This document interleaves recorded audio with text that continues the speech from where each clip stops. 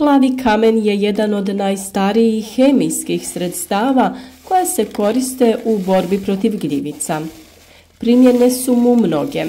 Koristi se u metalurgiji za pravljanje legura, za dobijanje pigmenata i boja, ali i u uzgoju biljaka.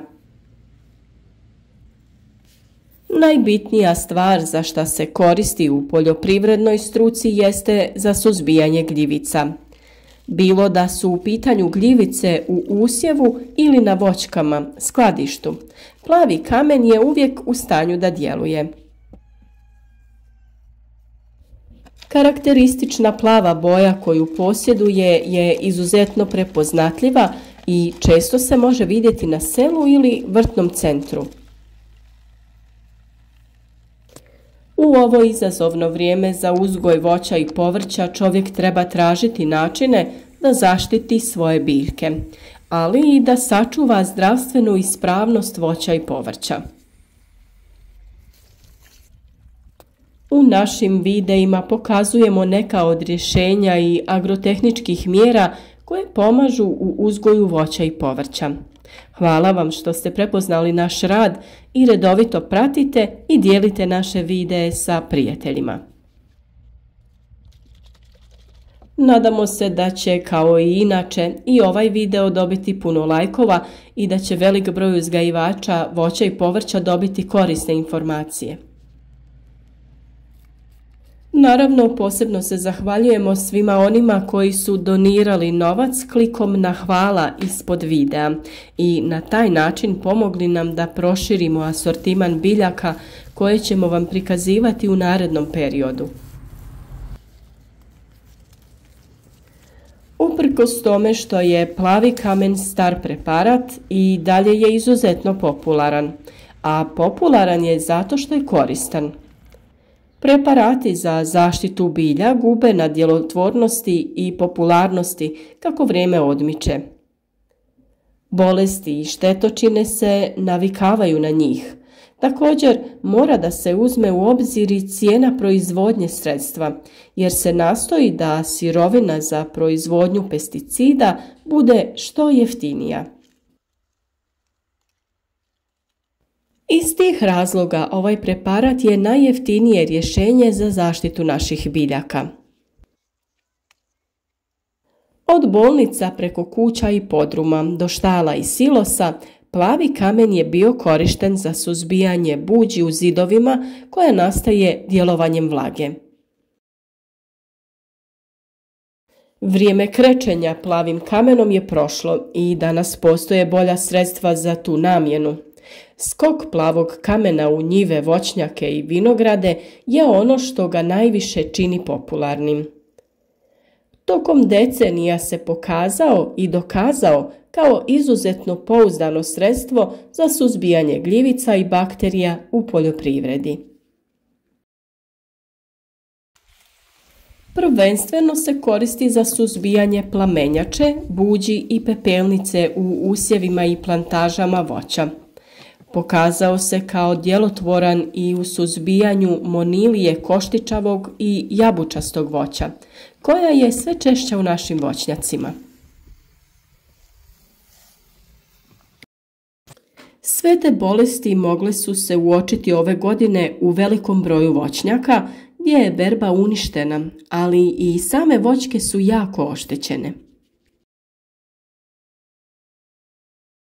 Pepelnice i plamenjače se veoma često i redovno javljaju. Moguće je da dođe do njihove pojave više puta tokom sezone, ali pošto postoji plavi kamen, moguće je da se efikasno suzbiju. Upotreba plavog kamena ima i neka ograničenja. Nije preporučljivo koristiti ga za prskanje kultura sa sočnim plodovima i kultura koje se iznose na tržište u svježem stanju, što znači da se u povrtlarstvu slabo koristi.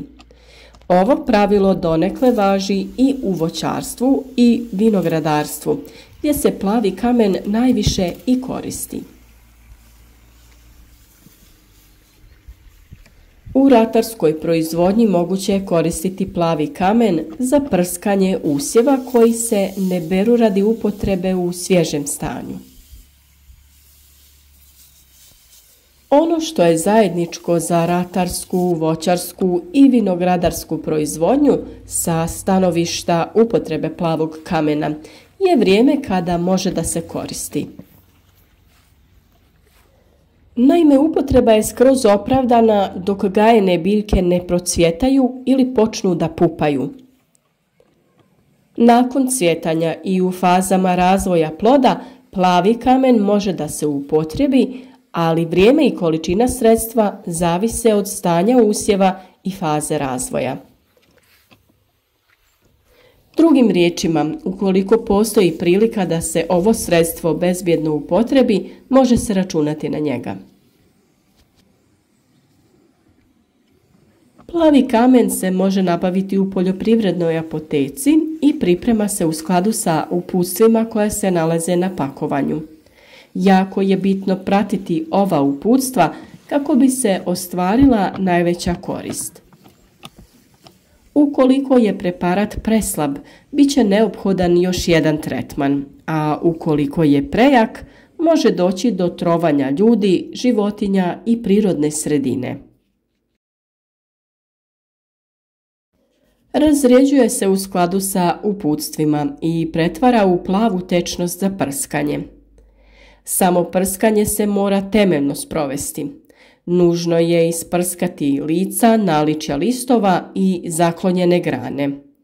Posao mora biti proveden temeljno i biljke biti obojene u plavo.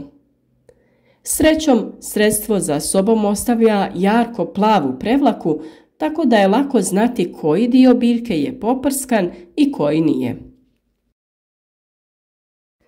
Vrijeme koje mora da prođe od upotrebe plavog kamena do berbe iznosi od 21 do 30 dana. Taj broj dana predstavlja karencu.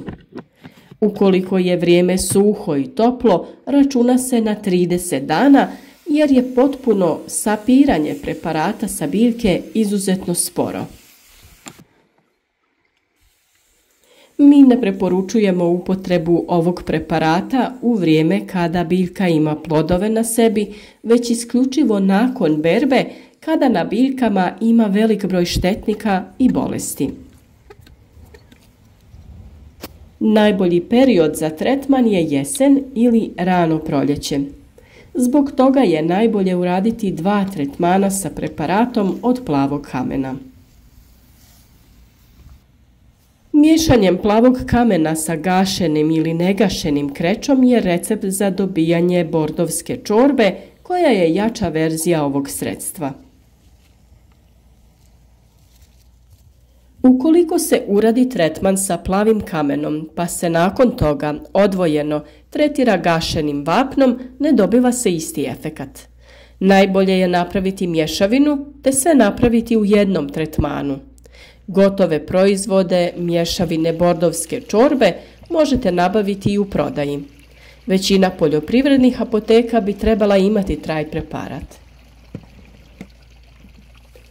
Ova mješavina se najčešće koristi u vinogradarstvu ili pri jesenjem kupanju stabala voća.